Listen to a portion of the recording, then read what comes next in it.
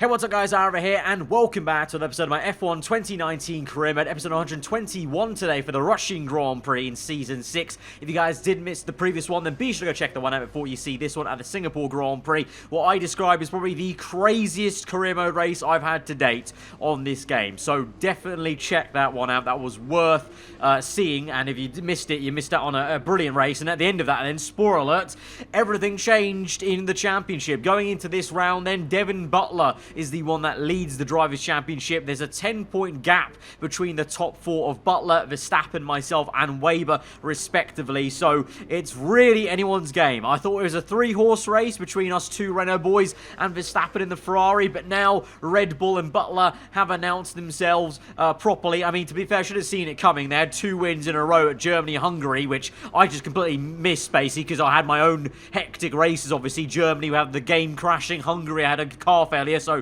you can kind of, you know, maybe let me off for not realising that Butler was gaining this momentum here, but now he's fully announced himself with, you know, what's that, 6 races to go in this season. He's fully announced himself and put his name into the hat, into the ring for the Drivers' Championship here, so things are getting very, very interesting. The Red Bull looks quick, the Ferrari, as always, looks good, and this Renault, well, obviously, it's got its strengths and weaknesses. I'm hoping at Russia, there's enough high-speed corners to hopefully gain back some time we might lose on the long straights, on the back and the front on the pit straight. So here's hoping it's a decent one for us, but you just never know, really. It's anyone's game, and it really is anyone in terms of the qualifying as of late. It's been very hectic, and even the race pace has been very up and down and hit and miss, depending on the driver and the conditions. So I'm liking the uncertainty, but also at the same time, not so much. So it kind of has its pros and cons. So let's go to Saturday then and see how we do over one lap. Welcome back to Sochi. We're about to be joining the action down in the pit lane as the cars get ready to embark on their qualifying runs.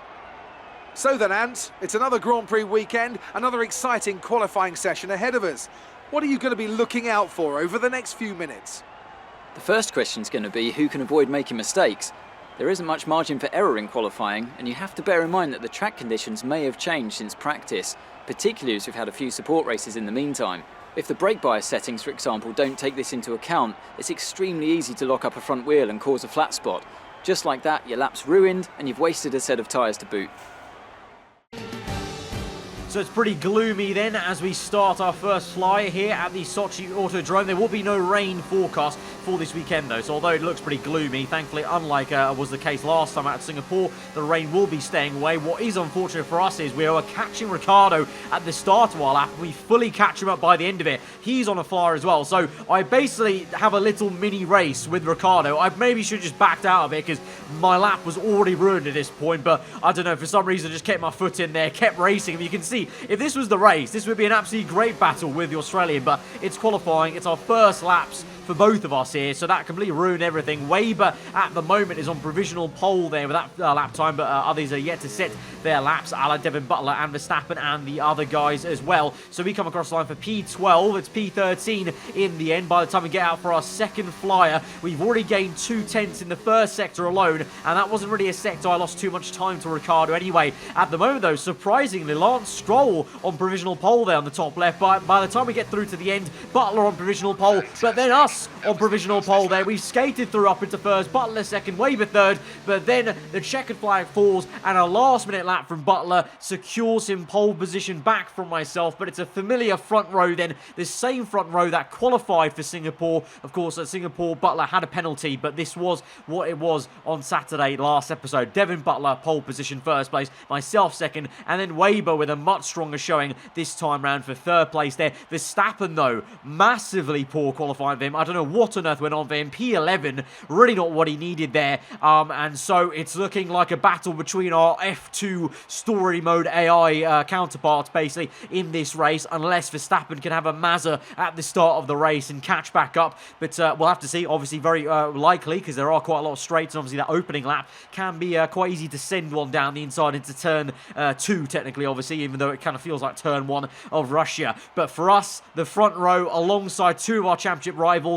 that's exactly where we want to be. So let's go out there and try and go for the win and try and make up for, well, actually what we lost the win, obviously last time. It felt like a win at Singapore, but we did actually, in fact, officially lose the win because of that penalty we had for reversing on the track at Singapore. So it's time to go out there and try and make up for what happened last episode, hopefully.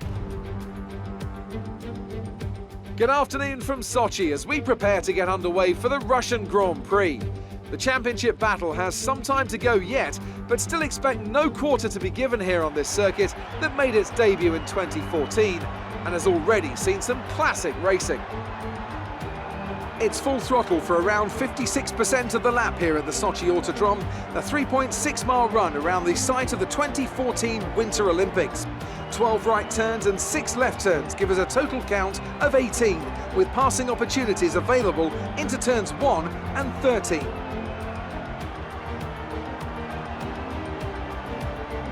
And I'm joined once again by Anthony Davidson to bring you the lowdown for today's race. Let's talk about Renault.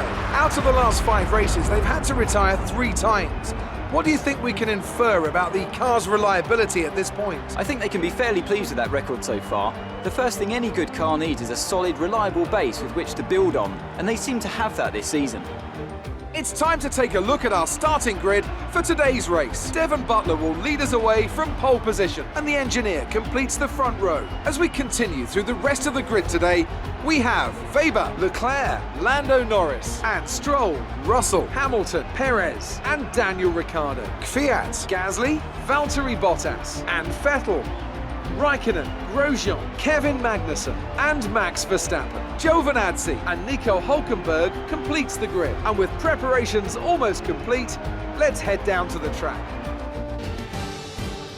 So this time round, haven't gotten so lucky with a penalty for Butler, so we are still indeed in second place, but on the front row, so that's still a decent place to be. And to be fair, being first place maybe isn't too great on this circuit. The slipstream's so powerful down to turn 2 that I might actually thank my lucky stars I'm behind Butler to try and grab a toe there. Fuel-wise, we'll lower that down. That's not going to be too much of an issue, but I'm also not going to underfuel the car because I think at Russia, we're going to need it. There's plenty of corners where you're already getting on the power so early, so I feel like fuel actually will be a little bit of an issue for us because the engine hasn't been totally efficient in some instances so far this season. Tyre wear is going to be practically non-existent, so that's going to be probably one of the easiest one-stops we've done this entire season. As I said, no rain involved, and it's not even that gloomy anymore here on Sunday compared to how it was on Saturday. So we're ready to get into this then. It could be a titanic scrap between myself, Butler, and Lucas Weber in today's race. We go to 5 red lights, the Russian Grand Prix, and we're underway from second place on the grid. It's a slow start there, unsurprisingly, and Weber already into second place,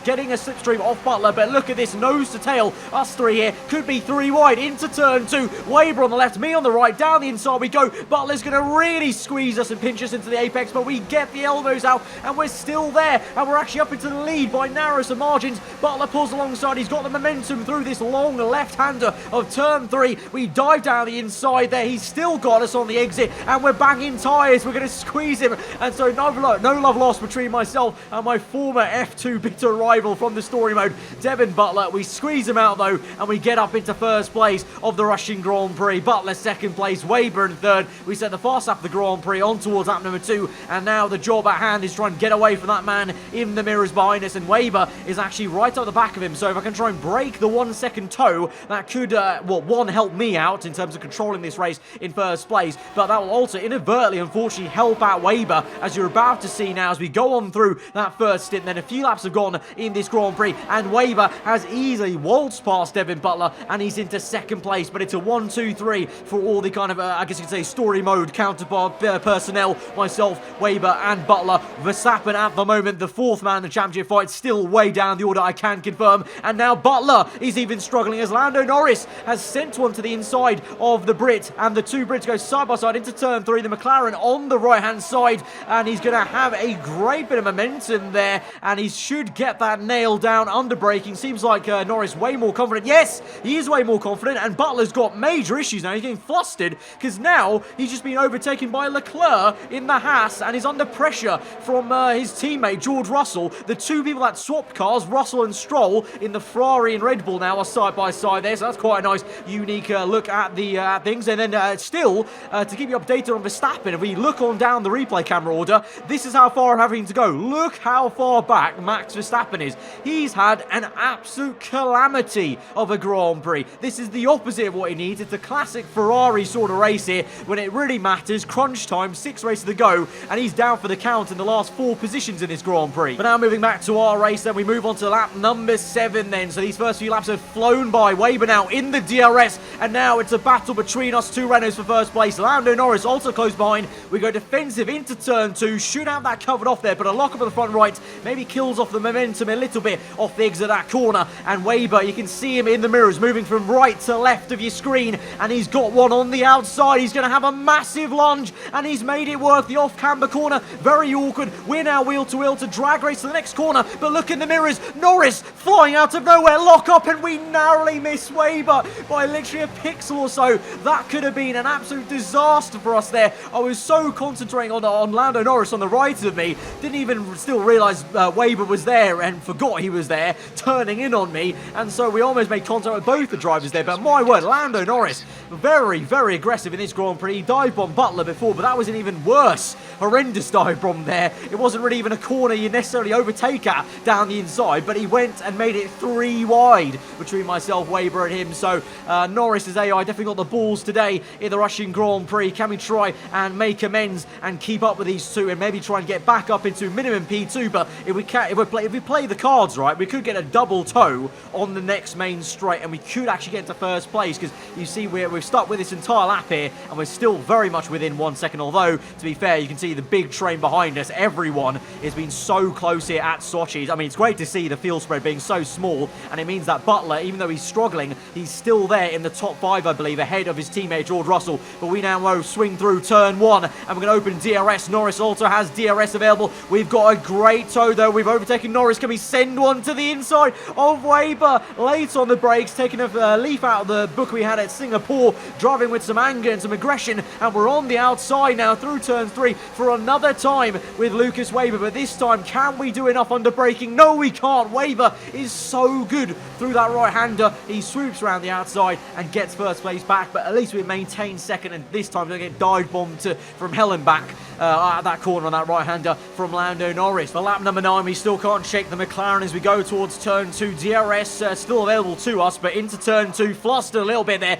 with a double lockup, having to go off-circuit a tad, and now Norris is right up our gearbox. We've actually had to be a little bit cheeky there. We pulled right and completely blocked him off there on the exit, but we have to do what we have to do, and we now move on to lap 11. Thankfully, 2 laps later, we've gotten away from Norris, and now we're still within DRS of WEBER, and we're now pulling into the German here in P1, and we're actually going to make a pit stop on this lap now. I thought, since I've finally got some pace back in this car and we're caught up to WEBER, let's try the undercut. It's very powerful around Russia, as it is in a lot of circuits, to be fair, on this game with these later seasons where we come in. WEBER continues on, which is good. I was kind of fearful because he was first on track. He may block us and come into the pit lane before us, but thankfully not. So we're in. It's quite early, actually, probably 2 laps earlier than most AI will come in on this circuit, because of course tyre wear is so non-existent. The soft tyres are still fine, to be fair. It's just that the fact that I was feeling quite inconsistent on them due to the tyre carcass temperature shifting around a little bit, and you saw there, it took me till lap 11 then to re-catch up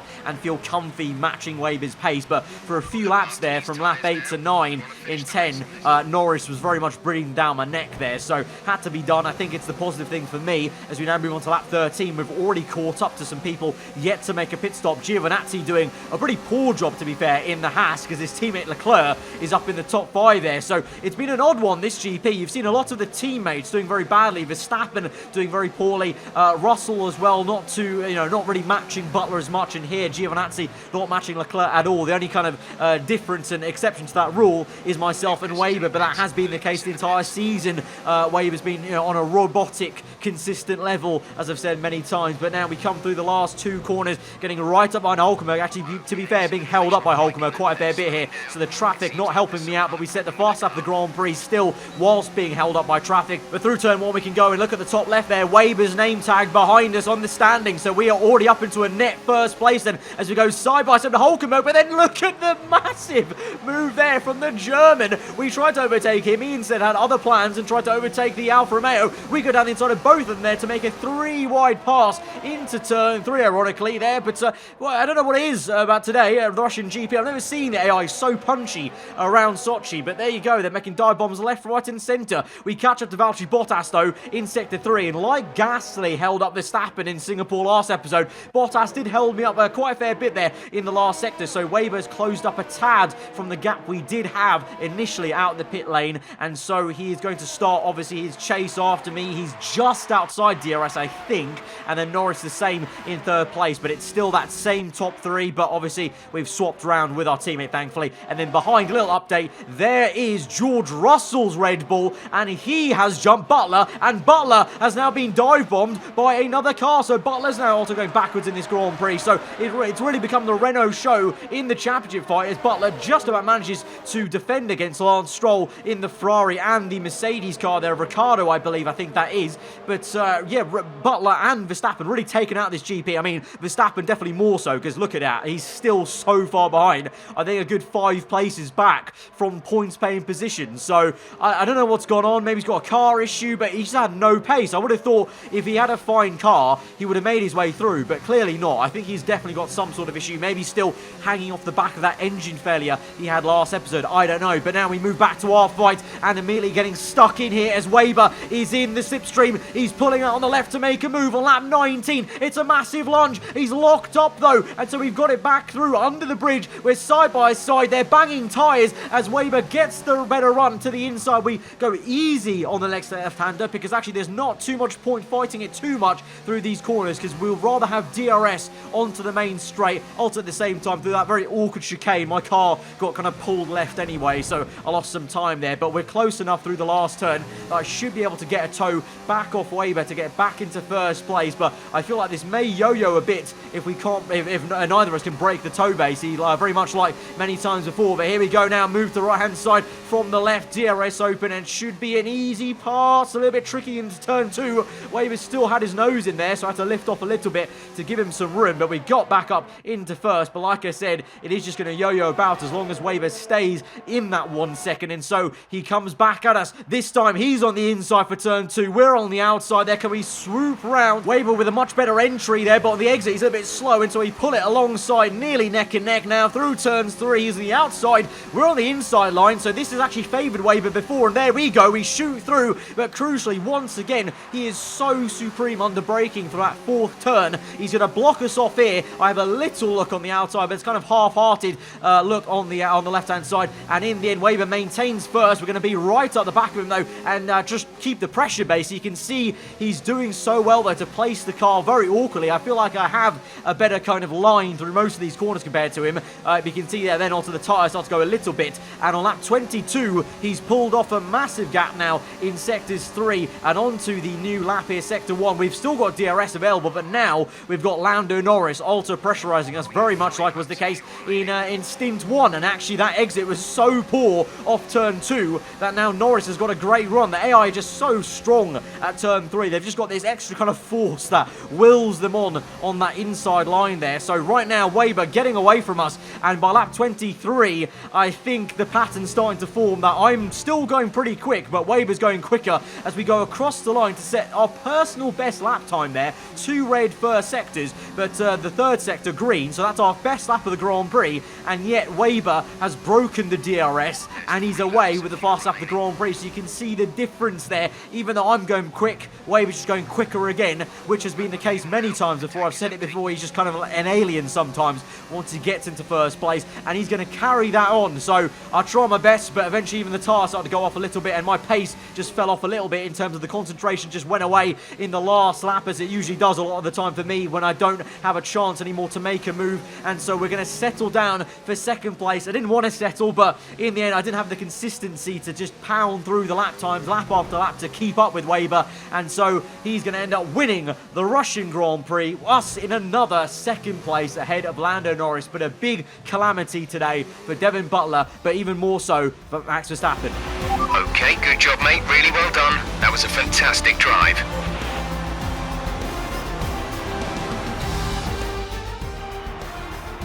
It was a magnificent race and a drive right out of the top draw to take the win for Renault. What do you think it was, Ant, that gave them the edge over the competition today? Well, they certainly stood out as a driver with tons of confidence on the track. I think their ability to keep their cool, even during some of the more hectic parts of the race, meant they were able to capitalise on the mistakes of other drivers, giving them the opportunity to make their way to the top spot with ease. Once again, it's podium time, and once again, it's a clear win for Renault. Renault have seen their fair share of success in Formula One, and today is proof that they've still got what it takes to thrill us all. Congratulations to everyone on the team. To be fair, this podium's still pretty damn sweet for us because it's been a hot minute since Renault had a 1-2 in this season, actually. I can't remember the last time we had a 1-2, but it has been a while. The last few races either been WEBER having all the glory or me having all the glory, but not at the same time. So kind of nice for the team to get a 1-2 after a while. And like I said, with Butler down the order, he finished up in P7 and Max Verstappen a lowly P10. So he did get 1 point in the end, the Dutchman, but still a pretty poor showing from him. I don't know what went on, but after the DNF he had last episode, that's exactly the opposite of the race he wanted. And for Butler as well, P7 still not that strong, so the straight line speed really hampering the Red Bull very much, I would say, or at least it looked like Butler was also flustered at some points when he was getting swarmed by Norris and Leclerc early on, and then of course myself and Weber just pushed each other to keep on going. And so it's now Renault 1-2 in the championship. Once again, Weber leads the way, then from myself, Butler down to third, and Verstappen P4. He's still in the fight, Verstappen, but he definitely needs to have a very strong race next time out, and basically can't make any more mistakes really for the rest of the season, because he's now the one that's kind of the least, because he's now the one with that, because he's now the one in double digits back from the lead of the championship points wise. And for us, we're in a pretty decent position now. You know, 5 races to go. It's a bit of a better situation to what we were a few episodes ago, so I'm not going to complain, but it still feels annoying to be beaten by Weber yet again in another Grand Prix. But Japan's next. That could be a very strong Grand Prix for us, actually. Sector 1 could be very decent with the way this car handles on the braking and mid-apex for a lot of the corners. So looking forward to that one. But guys, if you did enjoy this episode, then be sure to smash that like button. Let me know what you thought in the comments below. If you're new around here, then do subscribe for weekly full-on content. I've been aarava. Hope you guys enjoy the rest of the day. I'll see you guys next time. Goodbye.